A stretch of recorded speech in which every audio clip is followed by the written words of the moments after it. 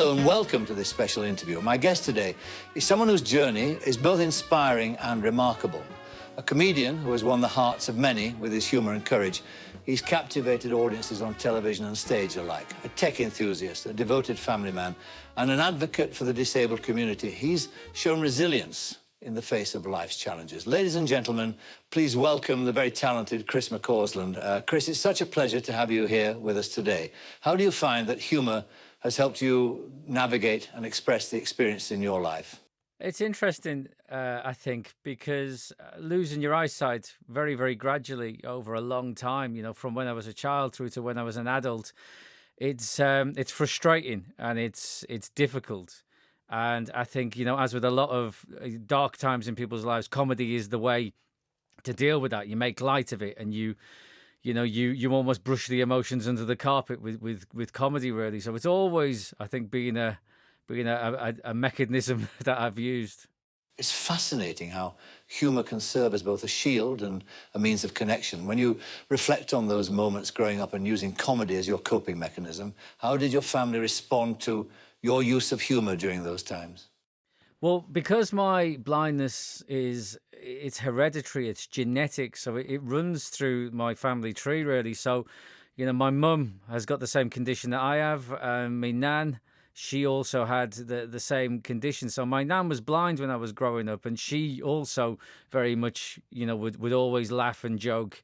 And so it was always just part of the larger coping strategy of the family, I think. So it was something that I probably learned from my mum and my nan, really, and how they dealt with their disability. It sounds like your family was a great source of strength and humour. With both your mum and your nan having the same condition, it must have felt quite normal to use laughter as a way of dealing with life's challenges. Thinking back to those early days with your family, is there a particular memory or moment of humour that stands out to you as being especially significant? Do you know, like, no specific instances, but it was just always, you know, if you couldn't do something, if there was something that was frustrating, then it was, you'd always laugh about it. If if you did something as simple as knock a drink over because you didn't see it, that it was there on the table, or, you know, I always remember once at the dinner table, my mum went to get the bottle of vinegar to tip vinegar onto pour some vinegar onto her dinner, and picked up a glass of Coke and just tipped it all over her dinner. And then it's one of them things. There was a dinner wasted, and we all had to divide our dinners up then. We all had something. But what are you going to do if you don't laugh? It's funny, isn't it? That's a wonderfully vivid memory, and it really encapsulates the spirit of finding humour in everyday moments, doesn't it? It sounds like your family truly embraced those lighter moments, even in the face of potential frustration. How do these early familial experiences with humour resonate with you now that you're a father yourself? I think for me, it's about normalizing difficulties, really. You know, it's my daughter's known no different than me not being able to see. It's just part of her life. My daughter hasn't got the same eye condition that I have, thank goodness, so she can see fine. But, you know, having her be able to be funny about my blindness and almost, you know, treat it with humor, rather than, you know, it being a serious condition, I think normalizes it. And I think that's really what is helpful moving forward, really, in terms of, you know, anybody's exposure to a disability. It's about normalizing it. And people can often feel sometimes worried, concerned about somebody who might be different. And the best thing we can do is remove that worry, remove that concern about how they might interact with them. And if we can laugh at ourselves, I think it makes it easier for others to interact with us, to assist, to communicate without worry that they might say the wrong thing.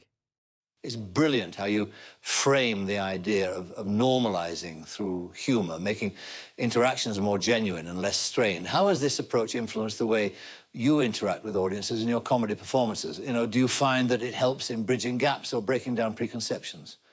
So the interesting thing is, Michael, is that when I started doing comedy, I really didn't talk about being blind at all, and I got into comedy because I was a huge fan of stand up, and I loved Jack D and Eddie Izzard, and I didn't get into comedy because I wanted to exploit the idea of being blind for comedy, just because I loved comedy that was about all kinds of things. And so I didn't really talk about it that much. And I think part of that idea was that I wanted to challenge preconceptions, because a lot of people would think the blind guy would only just do stuff about being blind. So I wanted to challenge that preconception within an audience and make them forget. But also, I think the older I got, I realized that maybe looking back, it was also a mechanism for me to almost deal with going blind. It was a way of me ignoring it in a way. But that's me looking back now. In the moment, I was, I was being a maverick. It's intriguing to hear how your approach evolved over time, initially avoiding the subject and then perhaps recognizing it as a form of self-navigation. As you've transitioned into embracing and sometimes incorporating your blindness into your work, have you noticed any changes in how your audience respond to your performances? Yeah, I think, audiences, they want to be let in and they want to discover things about you. And I think when I was younger, apart from this avoidance tactic that I had, I just don't think I had that much original to say when I was in my mid to late 20s and early 30s. And I think I also wasn't that comfortable in my own skin, because I'd only kind of recently been what I would call blind, all the way through my childhood and late teens, early 20s. I was still losing my sight.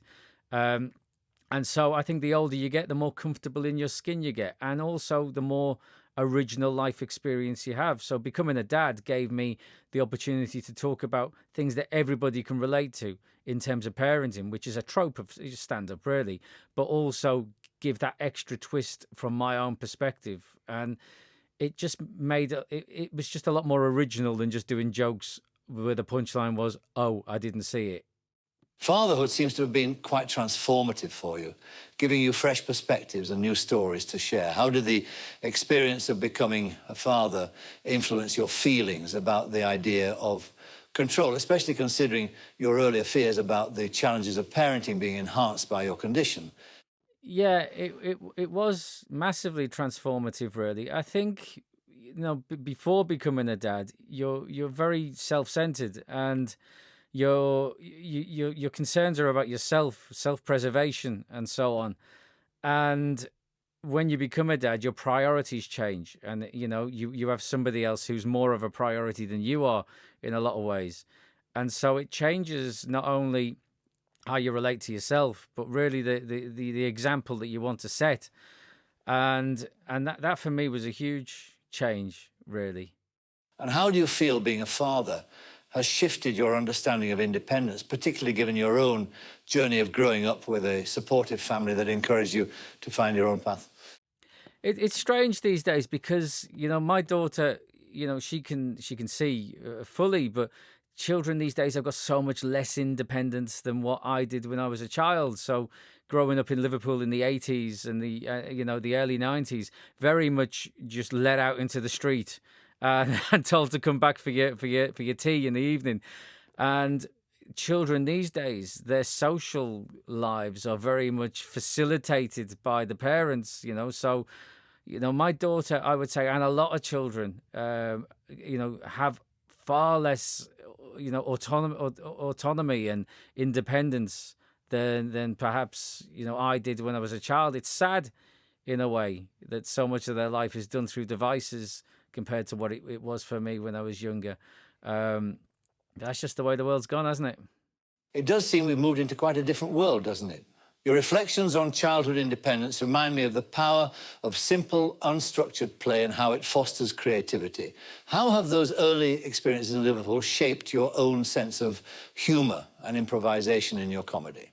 Well, I think your upbringing is obviously a humongous part of who you are as an adult, really. And I was very lucky that even though I was losing my sight, my parents didn't wrap me up in cotton wool. They didn't treat me as as a child that was different, that needed extra protection from the big bad world. And I was very lucky that I was able to have a really normal childhood, playing out on the street with friends. One of my friends from when I was 4 years old is still my best friend now at the age of 47. And so being able to get into trouble and get into danger, get up to no good on the streets of Liverpool, I think really allowed me to grow up with this real sense of a normal set of social skills and a normal relationship with the wider world out there. And I think it's very easy for parents of a child with a disability to maybe take that opportunity away from them through fear of them getting themselves into danger. Whereas sometimes I think that can be more harmful than good. Reflecting on those childhood antics and the freedom you had, do you think those experiences fueled your creativity and your ability to see humour in the everyday moments of life? Yeah, I think, growing up in Liverpool, it's very much, everybody was a character. You're out all day in the street, you're interacting with the neighbours, and, you're in and out of people's houses, you're knocking on doors, asking if they want their car washing. All of these different interactions with so many people every day. That you feed off all of these personalities, and Liverpool's a city known for its sense of humour, and Liverpool is a city that's had its own periods of darkness and has dealt with them through its collective personality and comedy. And so I think very much having that exposure to the local neighbourhood and characters and personalities really did influence my sense of humour and my personality even now as a 47-year-old man who's lived in London for nearly 30 years. That vibrant sense of community certainly seems to have left its mark on you. I wonder, how has being part of such a diverse comedy scene and performing alongside varied personalities influenced your comedic style and material? I think, the comedy scene in the United Kingdom is second to none. It's a wonderful community of people from all walks of life. And when you get into comedy, it's not a job when you start doing comedy. It's a hobby. And it's a hobby that is enjoyable because of the people and because of that community that you become a part of. And, you are influenced by everybody around you. You don't just turn up at a show and do your set and then disappear, especially when you start. You go for the occasion, for the night out, to see other comedians who are trying to achieve what you're trying to achieve, and you all feed off each other. It's a very supportive environment, and I would say that I've landed in my style of comedy because of my preferences, because of that my time that I've spent on the open mic circuit and on the comedy circuit, and also through necessity of being blind. I don't actively go and talk to the audience, but there are other comedians that don't do that as well. But I've ended there through necessity rather than a creative decision. It's fascinating how necessity can drive creativity. How have you found technology, especially in recent years, to be a tool or an aid in your performance, given the unique challenges you face? Well, technology, specifically with regard to comedy, it's very handy that, phones and computers are accessible. So when I was a child, you had to get yourself a computer and then get software to make it accessible. And often the software could cost more than the actual computer. In fact, it usually would. Whereas now, having an iPhone that is accessible, it's an office in your pocket. Having access to the internet through the computer, and it being able to relay the information to me through speech just out of the box. These things are invaluable when you're researching ideas and so on. So without technology, I think it would be a very different world for me to to succeed and compete in a technological world if it wasn't accessible. It's incredible how technology has opened up those possibilities for you. How do you think these advancements have influenced your ability to connect with your audience and share your experiences beyond the stage and screens? Well, I've always loved technology, and my background is in software engineering. That's what my degree is in. So I think, I was a computer programmer for a while, and I honestly think that this, what I would say, quite geeky, tech-loving side of me, and that computer programming background has made me very analytical, and I like to understand how things work, and that extends beyond technology. That extends to ideas. That extends to just opinions, and I do think that quite analytical way of thinking about things can lend itself really well to a particular style of comedy. That analytical mindset likely gives your comedy a unique edge, allowing you to explore ideas in a distinct way. How have you managed to balance this analytical approach with the spontaneity that comedy often demands? Well, I think spontaneity in comedy it's about reacting to things, isn't it? And I think often that can be blown a little bit out of proportion because unless you try and instigate communication directly with members of the audience, often they're very happy to sit there and watch the show. And a lot of the trick with comedy is about making things look spontaneous that maybe you've said multiple times. So I'm very much cut from the cloth that I will try and write a show. And once the show works, I'll deliver the show. And the trick is making it sound like it's occurring to me for the first time. And obviously I do have the ability then to react to things that happen in the room. But if I'm honest, I'll be very happy if if I can, deliver the show as intended. It's intriguing how you blend structure with spontaneity. You mentioned your software engineering background. How did your journey from computer programming lead you to comedy? Well, it was because I was trying to be a computer programmer at the point where I was losing most of my useful sight. So I was not able to see the computer screen, and I was transitioning across to using speech on the computer at the time. And I don't read Braille, so if somebody's blind, they can have a Braille display for the computer. And I'm sure people can be very successful computer programmers who have got no sight. But for me, transitioning from sight to no sight, it felt too much for me to be almost trying to compete as a computer programmer whilst learn how to be blind at the same time. And I was ultimately a lot slower than I would like to have been. At a lot of the things that I needed to do at a pace, really. So I got out of it, and I was trying to find other things to do, and I was unemployed for quite a while. Really, I ended up getting a job in a call center just while I figured out what I wanted to do, and it was while in the call center that I did comedy as a dare, but it was never a predetermined path to a career. It was, I'm figuring out what I want to do, and then comedy just occurred to me as this dare to do it once. I was only really meant to do it once, and here we are, 21 years later, and I'm talking to you. It's truly remarkable how a twist of fate led you to a fulfilling career in comedy. Reflecting on that pivotal moment when you embraced the dare, how did it feel stepping onto the stage for the first time? It was terrifying stepping onto the stage for the first time. It was a Tuesday night. I still remember it. And I had to take the Monday and the Tuesday off work because I was so nervous. I couldn't even eat. And I just recited this 5 minutes that I'd written over and over and over again. And the feeling of walking onto that stage for the first time, you could have pushed me over with a finger.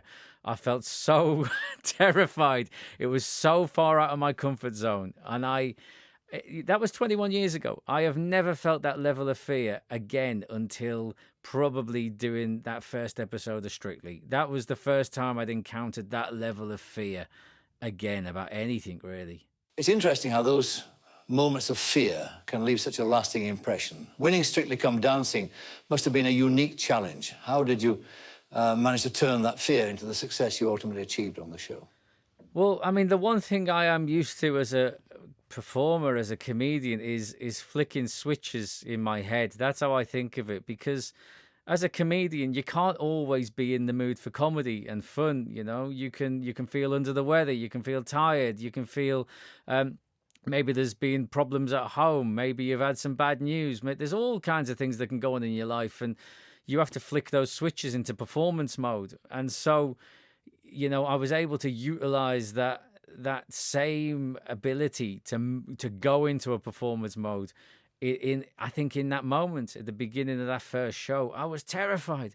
The idea of dancing on live TV, I didn't know if I could do it. It could have been not only unsuccessful, it could have been a disaster. It could have been in a heap on the floor, with a camera on top of me, if angles were misjudged or anything like that. So to be able to just snap into a performance and give 100% in that moment, I think was something I've learned from comedy. But it was the scariest thing I think I've ever done. That ability to switch into performance mode is quite the skill. How do you think that this mindset has impacted other aspects of your life, perhaps in your personal life or parenting? Yeah, well, I mean, parents know that you have to go into parent mode when you don't want to, don't you? You have to, every morning, not everybody's a morning person, but kids don't care about that, do they? So you have to flick those switches in your head all the time. Everybody has to. I think, giving up drink. I gave up drinking 7 years ago, and I think that for me made flicking those parental switches in me head of a morning a lot easier, because you do get your mornings back. I'm not saying I was drinking in the morning, but the residue of the night before often makes the mornings unsufferable, doesn't it?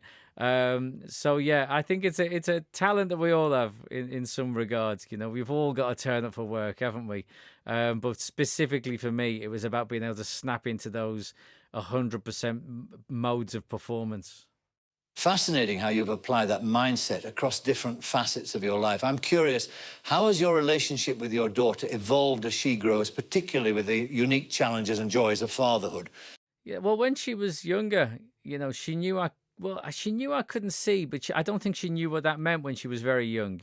I don't think she understood that it meant that I couldn't see what she could see. There was no connection there. I think it was about that she communicated with me differently to how she communicated with my wife, for example. So much in the same way that if you've got two parents who are from different nationalities, a child might talk to one parent in Italian and might talk to the other parent in English. My daughter kind of learned that she could point at things for my wife, whereas she had to put my hand on them. And I think it was just a difference in communication for her at that young age. And as she's got older, it's been second nature to her, and she's really kind of come to understand it. And sometimes she's very, very helpful, and sometimes, she it can be as frustrating for her as it is for me. If we want to watch a film and I can have audio description, sometimes she says, "Oh, do we have to have the talking?" because it interferes with the actual enjoyment of the film for her. But it's certainly been something that she's a dab hand at helping me. You mentioned earlier your love for stand-up comedy. How have some of your comedy influences shaped your own comedic style? Well, I think very much that when I was growing up in the 90s, and all of the comedians I loved, they were very much, the shows weren't about anything. They were about lots of things and absolutely nothing at the same time. Just a miscellany of subject matter, really. And I think with a lot of comedians, going through the Edinburgh Fringe as a way of putting a show together, shows have often become very themed, and I've done that in the past. It's had a theme, it's had a point. Whereas the tour I'm doing now is very much the comedy I enjoyed in the 90s, about lots of things, but with no deeper point to it whatsoever. And I'm enjoying that because it's silly and it's daft, and it's people come out to have a distraction from I think what's sometimes opinion and deeper. The need for deeper thought or deeper consideration with everything that's going on in the world. So I'm really happy on this tour to be giving them a little bit of silliness and daftness. Your latest tour sounds like a refreshing return to that playful, carefree style of comedy. What has been the highlight of performing this new material on tour? The highlight of performing this material on tour is, it's the fact that I'm getting to do it. It's the fact that all of these people are coming out to sit in a theatre and watch me. And growing up through doing comedy on the circuit, you grow up very much as a comedian, that Friday and Saturday are the comedy nights out, and then either side of that, Thursday and Sunday are lovely nights for comedy, but a little bit more subdued. And then Monday, Tuesday, Wednesday, you're lucky if there's an audience beyond a small room at the back of a pub. But when you're in Bath playing the big theatre and you've got 1,200 people that have turned up to see you on a Monday night or a Tuesday, it's remarkable. I stand on stage sometimes, and I even though I've got a show to do, I find it hard to fathom how many babysitters have had to be booked for this amount of people to come out and see me, and it's a privilege to be in that position. And so yeah, I'm just enjoying just the very idea of it, really. It's remarkable how those moments of realization bring such joy. How do you balance the enormity of performing for large audiences with maintaining a personal connection to each show? I think wherever possible, we have often stayed behind afterwards and met people after the show, because, as I say, I write a show, and I can. The lovely thing about this show is I can switch things around. I can start with the end and end with the beginning. Really, it doesn't matter, because it's a collection of ideas and bits. So I can always mix it up and deliver it in whatever order I fancy. But if the schedule permits, and it's always nice to stay behind and meet people afterwards. And I think meeting the people that have come out to see you, or a very small proportion of them, that's what makes it different every night. And it's really humbling sometimes to know how they relate to what you do, or the difference that some of the things that you've done has made to them, because it's that's you do it to connect with people, and you do it to bring a little bit of comedy and levity into people's lives. So it's lovely to really have that moment, and that's what makes the shows different sometimes, is meeting the people. It's wonderful how you've maintained that personal touch with your audience. Now, we've both had the privilege of connecting with audiences in our respective fields. I'm curious, from your perspective, is there anything you'd like to ask me about the world of interviewing, or perhaps a parallel you see between our careers? I mean, yeah, so is there anything I would like to ask you?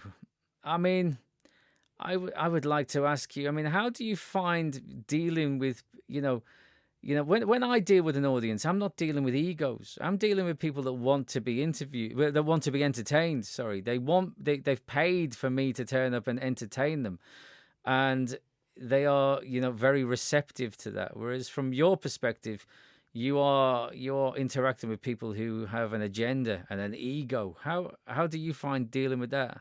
It's quite a fascinating dynamic, isn't it? With interviewers, managing egos is always a dance. The key is creating an environment where guests feel comfortable enough to let their guard down and share their genuine selves. It involves a blend of empathy, patience, and a touch of humor to ease tension. I believe authenticity attracts authenticity. Do you find there's a similar connection or shared energy that you foster with your audiences during your shows? Yeah, absolutely. You've heard the expression that it takes a while to find your voice on stage, and I think it took me a while to find my voice on stage. And the irony is, for a lot of comedians, is that your voice on stage is just your voice, but you can avoid it for quite some time, trying to be something that you're not, or trying to have a persona that isn't necessarily yours, trying to be the comedian that you think that you should be, or that you would like to be. Whereas, authenticity is where it's at for me. It just takes a while to get there sometimes, and to be comfortable being yourself, but that is what audiences respond to the best. Finding authenticity truly resonates across all walks of life. Now, speaking of stepping out of comfort zones, I understand your time on Strictly Come Dancing was quite an experience. How did that impact you, and perhaps even influence your career or public perception? It was a remarkable experience. I said no to the opportunity a few times because I was terrified, and I didn't know if it was something I would be able to do. And, it wasn't just a case of me being a comedian on the show, but it was me being someone who's blind and, representing a population, really, because it's no good to anybody if I go on and I'm rubbish on it. And so it was quite a risk, really, to be involved. Hence the terror in the first show. But I didn't expect it to be quite so emotional. I didn't expect it to move people. I didn't expect dancing to be something that would make people cry, and I didn't expect it to bring that level of emotion out of me. And I think it's probably been the most remarkable thing I've ever been part of, and I can't imagine myself being part of anything remotely that remarkable again in the future, which isn't a bad thing. It doesn't mean that, oh, where do I go from here? It just means that I think it really has changed the way that I relate to myself. It's changed the way that I view the opportunities that I've been given on the TV to not only earn a living and not only promote what I'm doing, but also represent a population. And I've come out of it, I think, a very different person in the way that I look at those opportunities and feel about myself. And, you know, as we said on the show, things don't have to be perfect to be successful. I've often been a perfectionist, and perfectionism can be crippling. Whereas what we did was by no means perfect, but it connected with people on a level that was incredibly moving for everybody, including myself, and ultimately really successful. It's clear that your journey on Strictly was transformative. What do you think it was about the experience that particularly resonated with both you and the audience emotionally?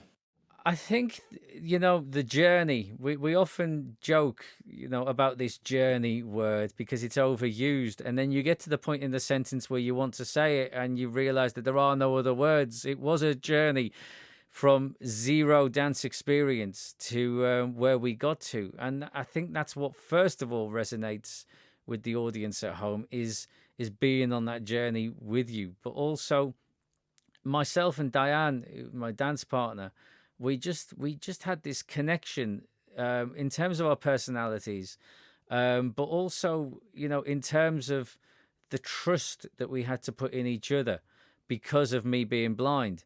I had to implicitly trust her way more than I think any dance partner has ever, any you know, contestant has ever trusted a dance partner on that show, and she had to implicitly trust me. I think more than any professional dancer has had to trust their celebrity partner. I was flinging her around over my head at times on live TV, and I think people could really appreciate that level of trust that we had to have, and the journey we were on, and the emotion and the relief and the pride that we had in what we were able to achieve. It really connected with people, and it was genuine. It was so genuine that I think it became very moving. The trust and emotional connection you describe are truly exceptional. Reflecting on that genuine partnership, has your approach to tackling challenges changed since then, whether in comedy or life in general? I think it has, you know, because as I said, I've always found perfectionism crippling, and I've often, you know, I've often not done things because of a fear that they wouldn't be good enough. I've often, you know, I've been asked to write a book in the past. Oh, write a book that is autobiographical, and I've tried it in the past and felt, well, who would want to read this? And this isn't good enough. This isn't interesting enough. And I've, you know, as I said, I've realized that things nothing's perfect, but things don't even have to be close to be perfect to connect with people, to really, you know, really touch people. And so, you know, I've been asked to write a book again, and I'm just doing it. I'm doing it because I have far more confidence in the idea of connecting with people, rather than something being a literary work of genius, you know. So I think I'm hoping that I can move forward from here just with a lot more freedom in what I'm able to do, because it's been an incredible lesson. It's fascinating to hear how you're embracing this new phase with less pressure for perfection. Writing is such a personal process. How do you feel about opening up and sharing your story with an audience that has followed your journey from different stages of your life? I actually feel really good about it. You know, in the past when I've tried writing things, I've thought, well, who would want to read this? You know, what's the audience for this? Who's interested in this? And now I've done Strictly, it's twofold, I think. First of all, I think that, there has been a connection there, and there has been a journey, and I think I've got things that people would be interested in reading and learning about, in terms of, the bigger journey that I've been on, losing my sight and getting into comedy. But also, I think this is the perfect time for me to do it, in that doing Strictly opened me up more than I ever thought it would. I'm quite a closed off guy. I brush emotions under the carpet, pull your pants up and get on with it.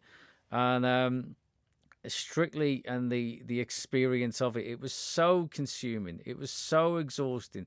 It was so terrifying, and it was so rewarding, and it was so emotional that it feels like it's kind of ripped me open a little bit.